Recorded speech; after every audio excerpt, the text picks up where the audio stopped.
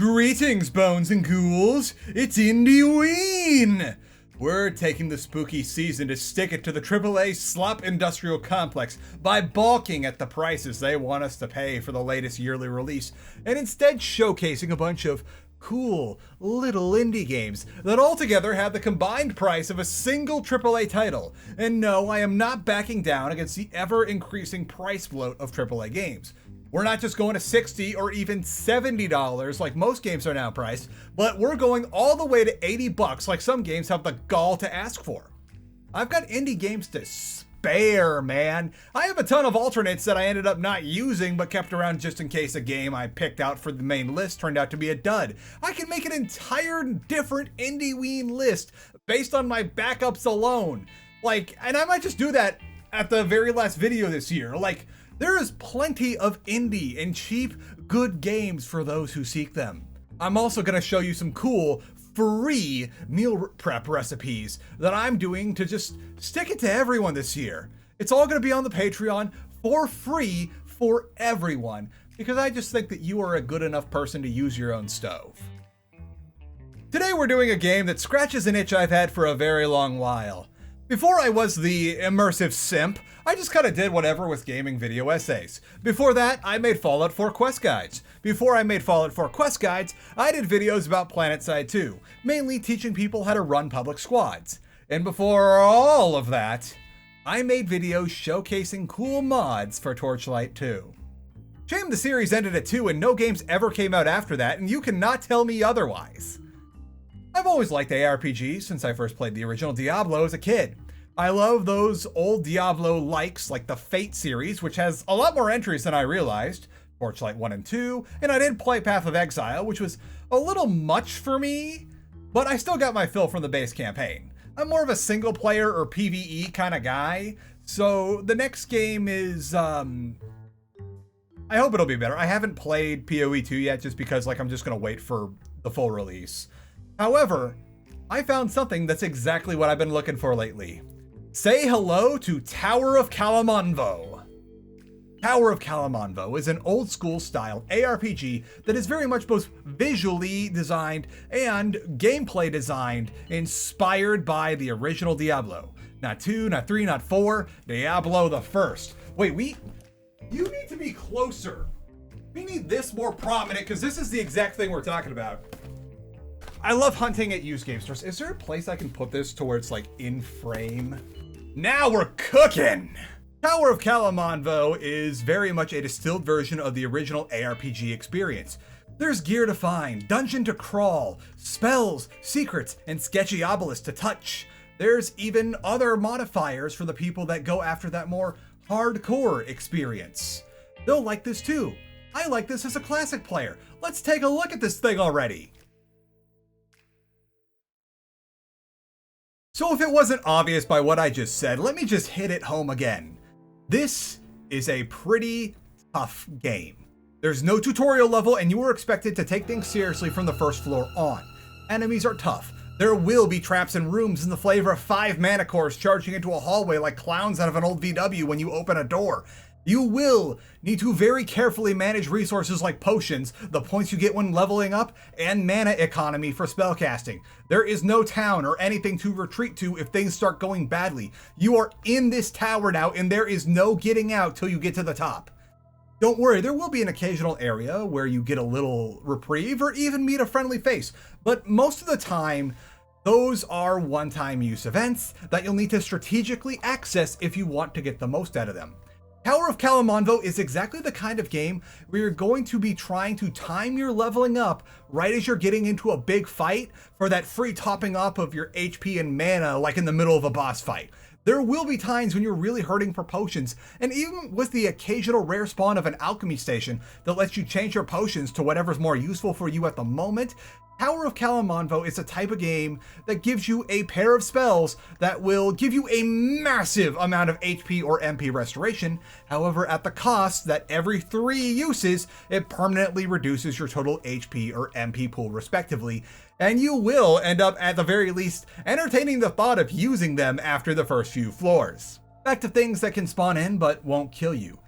While there isn't a town, there is a merchant that shows up every now and again that'll sell you items in exchange for a certain rare drop. There's no traditional gold like you'd find in another game, but also that means that there's no going back to town and dropping a bunch of gold behind that one building in Tristram when you don't actively need it for the inventory space. There's also an item recycler of sorts, where you can throw in a bunch of things that you're holding on to because they weren't quite good enough to equip, but they weren't so bad you immediately toss them. They just didn't work for your build. And sometimes you get something that will very much work for your build, and I will totally admit I may have save scummed a bit here to see what I could get. Tower of Kalemonvvo has the usual sets of weapons. One-hand melee and shield, big two-hand bonk sticks, bow and other projectile weapons, wands, two-handed staffs, but I haven't found very many of those, if I found them at all. Like, I see stuff that might be a staff, but like, I just pass them up. You get the idea. Melee weapons all have their own suite of stat-based abilities, giving you a reason to stay stocked up on mana, even if spells aren't big on your list. And better yet, you have the option to have their hotkeys either equip and then right-click to cast those abilities, or if you're feeling especially spicy, you can have the hotkeys auto-cast those abilities if you want to use them and spells. That's going to burn through a lot of mana really fast though. There's also offhand items that are just raw stat boosts, usually meant for wielding with a wand, but if you really want, you can use them with one-handed weapons, or you can do what I was doing for a while and run a wand and a shield, so that, like, if that shield happens to have buffs that go well with your casting build, go for it. What's important about all these options is that you're going to need to take advantage of how the game lets you run two sets of equipped weapons, switching them on the fly with the Z key. Even if you go hard into one build stat-wise, no one weapon is going to be a one-size-fits-all solution to enemies. Some enemies need a good big bonk. Some enemies need to be dealt with from a distance because they do poison damage. Some enemies are highly resistant to magic or your chosen damage modifier. You need to be switching as you fight, using everything you're given to get by. If you're not using a certain kind of potion, that means you're not utilizing that kind of combat style and you're going to get blindsided. However, I will totally admit at this moment, Fire Trap always works. It's just like Diablo, just spam Firewall when you're in trouble and that'll get you out of trouble. However, I think it's Fire Trap now because Oster, the creator of this game, is probably wise enough to know that people like me spam Firewall when things get bad. Oh yeah, one last thing about this hardcoreness. For the love of all that is video games, save often. The only autosaves you get are at the start of each floor, and that can be a lot of progress lost if you die. Plan carefully, save often, and have backup saves in case you start playing yourself into a corner with a certain build. I'd recommend doing an extra save at the beginning of each floor. Oh yeah, and this is a dungeon crawl. It's basically what you'd expect from something that styles itself after the original Diablo. Crawl the dungeon floors, which are big, sprawling, presumably procedurally generated maps, with lots of doors you can't see past and a lot of surprises, both good and bad, waiting for you on the other side. There's also the very real possibility of committing the classic blunder of staring at the auto map so much you walk into a room full of nasty dudes. There's other weird things too, like the obelisks. Obelisks are on every floor and touching them creates all sorts of effects. Some are permanent buffs to your stats, some permanently debuff your stats. Some are side grades where they'll buff some things but debuff others. Some heal you or give you a temporary shield. Some just explode because screw you, man. It's completely randomized too, even between saves, which I learned the hard way after getting an obelisk that gave me a pretty good buff, dying, reloading, and then the obelisk did something totally different. Now, if it wasn't clear already from all the types of weapons I listed off earlier, there's a lot of experimentation to be had with your build. Not all weapons are going to be the same, even among the same type of weapon, and some will even have stuff like beyond like different tiers. You'll notice like a lot of stuff like a hasty item or a precise item. There was a reason I was running a wand and a shield for a while. Same story goes with armor. However, I found myself going more for fashion than function on a lot of stuff since those cape physics were really cool.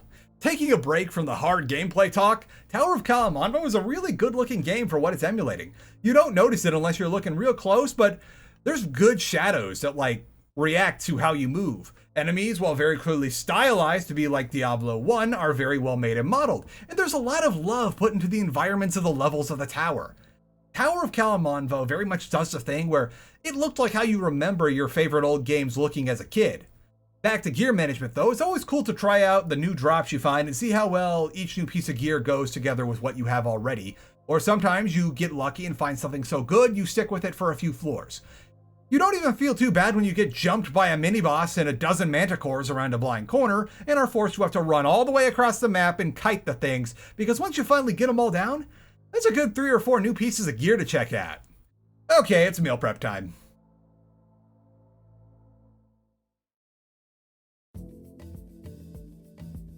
We're gonna do something quick and easy for this meal prep. It's gonna be meatballs and gravy with mashed potatoes. This is one of the more especially lazy ones, and let me show you what I mean. The way we prep our meatballs is to just pour them out onto a baking sheet and get the oven hot to whatever it says on the bag. Yeah, using frozen meatballs sucks, but this recipe is more for cost effectiveness and speed. I might try making a version of this with handmade meatballs, but that's if and only if I can make a recipe that keeps things cheap. Fresh meat, even ground up, can get pretty pricey pretty fast if you don't keep track of your costs, and we've already had a couple other recent meal preps that had fresh meat in them. Toss these little guys into the oven and let's make our taters. Peel about 1 medium-sized potato per intended portion and then slice them up into relatively even chunks. They don't have to be super tiny, just about small enough to where they can easily be dumped inside of a pot and boiled.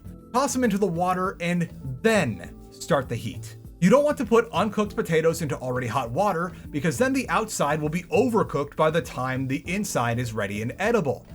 When it's up to a boil, set a timer for 15 to 20 minutes and check them with a fork before draining the potatoes like they were pasta. Now add your dairy of choice, butter, a little bit of salt, and pepper, garlic, plus whatever else you want, like oregano.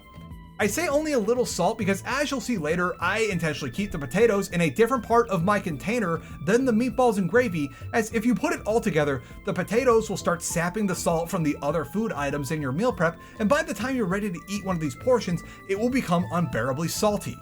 As for the dairy of choice, depending on your calorie needs, you can go as crazy as heavy cream or half and half, but that's your choice, and maybe don't add the butter if you're gonna do that. Then you could do milk, full fat or skim, depending on how middle of the road you want to be. And if you want to really shave down the calories per portion here, take a pint of the starchy potato water before you drain it all out and use that as a liquid to help mash the potatoes together. No promises on a good consistency with that method though. Portion out the taters, and then if the meatballs are done in the oven, pull them out and set them aside. Now let's start the gravy. We start the gravy by, well, pulling out the packets and following the instructions for the most part. I used to do these with canned gravy, but after careful price comparing, I found that the most efficient way to get the gravy done is to use as many of those single packets as you need, as buying the whole shaker of gravy mix will cost more in total even if it's cheaper per ounce, and you're just going to be left over with like not enough for the next cook, so you have to go buy a whole nother container of the gravy mix. That gets inefficient. Now, get the gravy gravying, and then we're gonna take some sour cream and a bit of nutmeg and mix it all in. If you noticed here, I'm making something kind of analogous to the sauce you'd have with Swedish meatballs, and yeah, that's the idea. I normally buy these bags of meatballs at Costco, but that's more of a convenience thing. Costco is near my home. If you aren't near a Costco, or they just aren't in your region, first off, sucks, sorry. Second, another great source to get bulk meatballs is IKEA. If anything, those would be better for what we're doing here based on the spice blends. I don't know about the price point of IKEA meatballs versus Kirkland brand meatballs, but I've never seen anything at IKEA I would consider pricey. Keep whisking in the sour cream into the gravy mix and then kill the heat while it thickens. We are basically done. Okay, portioning time. Divvy up the meatballs. Drape the sauce over them with like a little ladle or something, and keep the taters in a separate part of your container. I find that I usually get 12 portions of 12 meatballs each with one full bag from Costco, but if you want to split it up into more portions for less calories, you can absolutely do that. The way I do them, they're about 800 calories a piece, which isn't super lean, but I think I should explain something else here. A lot of these are intended to be high calorie because while I myself am trying to eat at a deficit and have had some pretty good success with weight loss this year now that I finally did my math right on my basic metabolic rate, I've got my own meal preps that are more targeted for weight loss. By the way, stuff like my shredded chicken recipe and others are all in the linked playlist over on the Patreon. More hearty things like this recipe, the pork roast, and others are more meant for Dr. Latan, who is often very busy at the animal hospital working long shifts and sometimes finds herself running around a ton, burning a lot of calories, so I need to make something hearty to keep her strength up. Meal prep isn't just for losing weight. Now, like all the other videos this Indieween, the full recipe with a standalone video and approximate nutrition facts are all available on patreon.com/charlatanwonder for free for everyone. But I've got one more thing to show you all. These are all of the meals I made this particular cook. I made the pork roast, the pasta with chicken apple sausage, and these meatballs and mashed potatoes all at the same time, just like I did with last year's meal prep. It's not hard at all. By making sure each meal uses one primary heat source different from the others, I can stagger things as needed, and only one dish at a time is taking my attention so I don't need to juggle too intensely. Now, I checked my receipts for this cook, and all of this cost me about 75 bucks. I had a few more things on hand already, like the pasta and the canned tomatoes for the pasta and sausage, so we can round that up to about 80 bucks, maybe a little more. For 80 bucks, I made myself 36 hearty meals. With a little careful planning and freezer space management, this will last me about half a month, maybe more, since, well, both Dr. Latan and I eat these. Like, probably if you're just living on your own, this could be a whole month of lunches and dinners, I don't know. Now, I was curious about how far that money would get me if I use one of those fancy meal delivery services. It gets me 6 meals. 6 goddamn meals. I guess if you want to get cheeky and say we're using that first week as 50% off special they always shove in front of your face to get you to do it, you could get a total of 14 meals, but I'd have to make sure to cancel that subscription quick. Either way you slice it, that's a pretty steep price for a few microwave meals. But what if I wanted to get the same volume as I produced here? Well, for the pleasure of having those boxes dropped off at my door every week to save me a handful of hours every week meal prepping, the most efficient way I could get to approximately as many meals as I prepped for 80 bucks here would be get 8 meals a week, which counting the introductory week with the discount would cost me $363. Is that before taxes and delivery? No, really, they won't tell me this stuff unless I sign up and commit, and they aren't getting a red cent from me. This also undershoots it with only a total of 32 meals. So if you want to overshoot and get a full 40 meals, that'll be $437, assuming you can still get that first week half off. That's almost the price of a new Nintendo Switch 2. That's a refurbished PS5. Either of these will get you the MetaQuest 3S with money to spare. That's a good entertainment budget for a month if you like going out a lot. Hell, if you don't want to look at this in prices for buying crap, to get the 40 meals, that's just over 60 hours on the federal minimum wage to afford those meals. Give it a 30-day calendar month, you're gonna want about 90 square meals, and you gotta pay rent and stuff, man. This is why I am doing this. I am so sick of the mass attempt to gaslight people into thinking they need someone to cook for them in exchange for exorbitant prices via subscription services. What was so hard about any of the last 3 meals I showed you on this channel? The hardest, most complicated thing we did was sear the pork butts before putting them into the slow cooker and deglazing the pan with onions and red wine. You can do all of this. It's easy. This is why I am making all these recipes free on the Patreon, to prove that you can do this. According to my analytics, you are presumably an adult, and you should be treated as one. And that means I respect you enough not to BS you about how hard cooking is and how meal planning is like this impossible time sink thing. It's not at all. It's easy. It's stuff that you can do and also like get other chores done on your day off if you're really feeling up to it. You don't have to do 3 at a time. You can just do 1, and that will already save you so much time and money. These recipes are going to be up on the Patreon for free for everyone forever. If you want to, you can always pledge a little to my Patreon and consider it passing on some of the savings from cooking yourself, and you get early videos and all that good stuff like that, but you do not have to do that at all. Now, let's get back to Tower of Kalemonvvo before I drag the next 2-bit video essayist who says their life is too hectic to cook their own meals in front of a stove and teach them the good word of escoffier.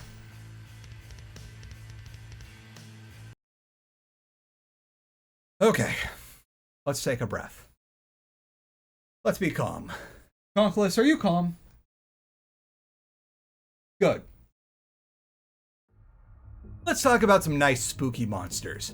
Tower of Kalemonvvo has some really good monster design, as we mentioned earlier, and between them, the aesthetic of the dungeon levels, and the ever-present threat of 200 manticores streaming out from the next room you're about to go into, you're always on edge. I think I saw somewhere online that the dev was toying around with a first-person mode, which would make this extra spooky, but I don't know what happened with that. There's a very real chance that, knowing me being a big dummy, it's already in the game and I just never figured out how to do it. Maybe it's actually not in there. Regardless of if it is or isn't though, the monsters are nice and spooky and the ambience is great. Another nice little touch I like is that the game has a full bestiary in the main menu. Any monster you've encountered is available to see a full turnaround of in the bestiary, and they all have a good paragraph or two of flavor text that helps you get informed about the world. Tower of Kalemonvvo doesn't have a whole lot of upfront lore in it. You get a decent sized paragraph in the main menu, and then the rest is up to you to find through a handful of friendly encounters or what you learn in the bestiary. What you need to know is that the original owner of the Tower of Kalemonvvo has died, leaving it masterless, and now it's a race between you and a group of paladins who are trying to stop a big ritual from happening, and a whole bunch of other people who want that ritual to happen to tap into the power of the tower for whatever they're doing. Probably nothing good. I don't understand it very well since game is hard, and I wasn't able to nearly get to the tippy top of the tower yet in my playthrough, but it all seems pretty cool. And now, just to beat a dead horse, this is very much Diablo 1 2. If you're really looking for that old school ARPG experience, you can do a whole lot worse than climbing the tower.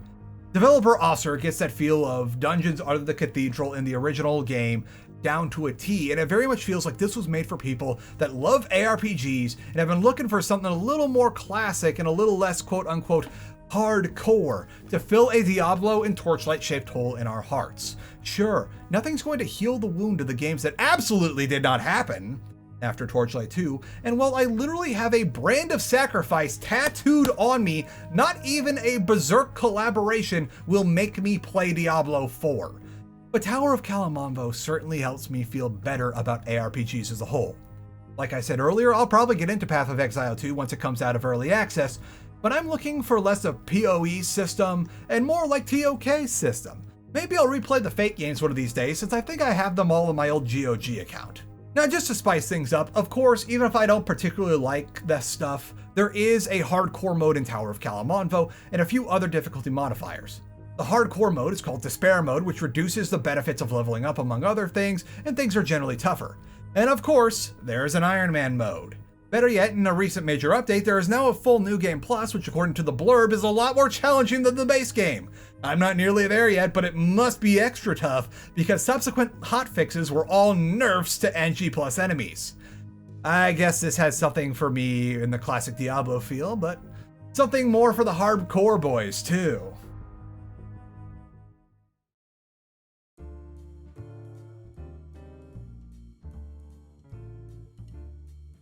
My final thoughts on Tower of Kalemonvvo are that it's something that I've wanted for such a long time, I almost forgot I was looking for something like it. It's something I'm definitely going to be playing a lot more of on my own time, and it's something I cannot recommend enough for those who want a classic action RPG experience. It's got great enemy and level design in both aesthetic and challenge, there's a lot of depth to builds to explore despite not throwing a million little stats at you, and it's pretty cheap at $14.99. I think that's a good enough time to total up Indieween so far. We started with Zero Protocol at $11.99, and then after that we had Brush Burial at a positively dainty $6.99 for a weird little game like that. Last video we had Heartworm for $14.99, which is the same price of Tower of Kalemonvvo, which brings us up to a running total of $48.96. That's not bad at all for 4 different games that'll each give you cool and unique experiences. Come back next time when we bring the total up to $59.95 for 5 games and get the experience of being God's silliest crusader. That'll be all for today. Thank you so much for joining me and listening to my unhinged screaming about BS food delivery services, and be sure to like the video if you like classic action ARPGs or if you hate brand deal slop. Don't forget to leave a comment about your own favorite ARPG to help this video on its journey through YouTube, and subscribe to see the next one when it's out, because I don't know what I'm doing right now with upload schedules. We just gotta get these videos out. By the way, if you're watching this right now as it comes out, I'm probably still live over on the Purple Place where I'm streaming spooky games to celebrate the spooky month. Come on down. Also, apparently hyping is a thing now that I'm supposed to ask you to do. So yeah, if you're capable of hyping a video, please? Let's sign off though. Remember that no matter what you do, be it painting, dancing, or casting spells, that what you do should never be called content. It is art.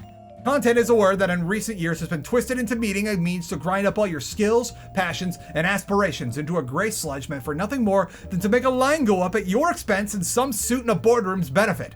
Your art in no way deserves that, because art is sacred. Art is inalienably a reflection of its creator by the very act of its creation, and no way do you deserve to be reduced down to content. You are a human being with a soul, not content. So get out there and fight against the contentification of everything in this world by fighting for your art.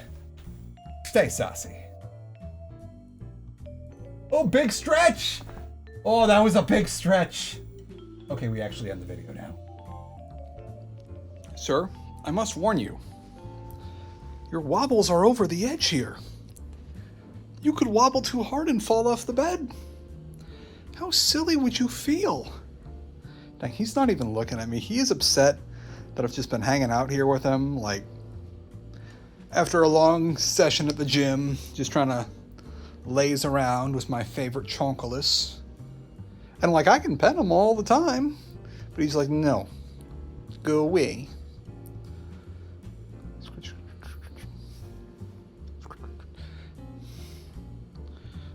Oh, wow, you are receptive to the scritches. Maybe for once our vibes are matching. We just both want to be lazy potatoes on the bed. Bayon, I'm going to gently move you forward. You're heavy, like this. And there you go. Now you don't have to worry about falling off the bed. I'm just trying to look out for you. I'm gonna get one more pet. Your fur is smooth.